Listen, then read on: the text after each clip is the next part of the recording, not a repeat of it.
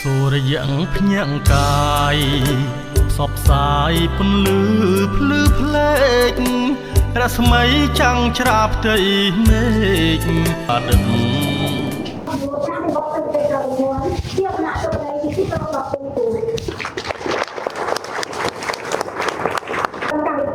នេះខ្ញុំសូមប្រតិជនគណៈសភាអារម្មណ៍លោកនាយកលោកស្រីព្រះអង្គពីចាំមួយនៃការក្រោកឈរដើម្បីគោរពគុំជាតិនៃជំនឿសង្គមវិទ្យាសាហាសាយើងឲ្យបានរុងរឿងដោយជាលៀងគល់ស្រីសួស្ដី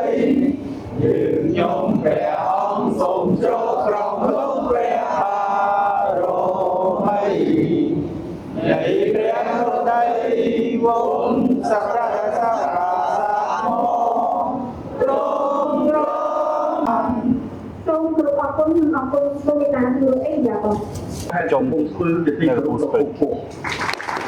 សូមគោរពព្រះអង្គបណ្ឌិតជាច័ន្ទសុភ័ណ្ឌអភិបាលនៃគណៈអភិបាលខេត្តកំពង់ស្ពឺជាទីគោរពរបស់ពុទ្ធសូមគោរពព្រះអង្គលោកទន្ទាវអង្គញាលោកបណ្ឌិតលោកលោកស្រីនាងកញ្ញាអ្នកសេដ្ឋកិច្ចក្រៅប្រព័ន្ធដែលបានប្រសាវិបាល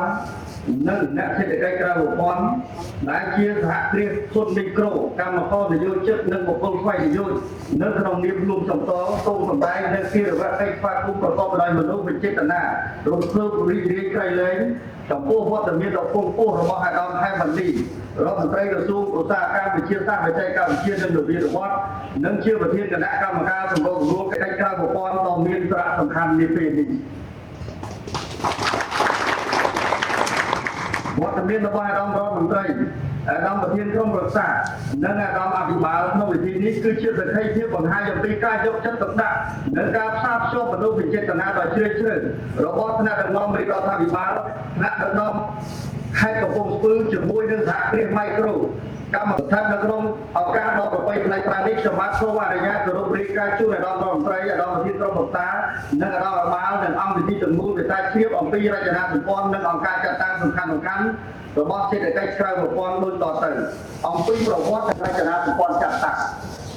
ថ្ងៃមហាជ័យជំនះជាប្រវត្តិសាស្ត្រនៅ7មករាឆ្នាំ1979បានផ្លោះរំលំរបស់បល្ល័ង្កពុទ្ធសាសន៍ប៉ុលពតគុណូបការៈដ៏ធំធេងនេះអ្នកសេដ្ឋកិច្ចក្រៅប្រព័ន្ធក៏បានកើតឡើងជាថ្មីចាប់ពីថ្ងៃទី7ហើយក៏បានបដូរមកឈ្មោះជាសហព័ន្ធ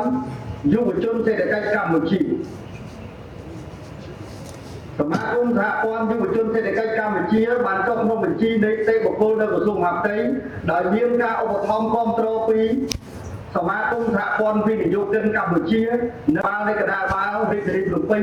អាដាមបណ្ឌិតសុរនីសមាជិករដ្ឋសភានីតិកាលទី7និងជាប្រធានក្រុមប្រឹក្សាសមាគមសហព័ន្ធវិនិយោគិនកម្ពុជាអាដាមង៉ែតចន្ទវីសមាជិកព្រឹទ្ធសភាសេដ្ឋកិច្ចក្រៅប្រព័ន្ធនិងជាសមាគមសហព័ន្ធយុវជនសេដ្ឋកិច្ចកម្ពុជា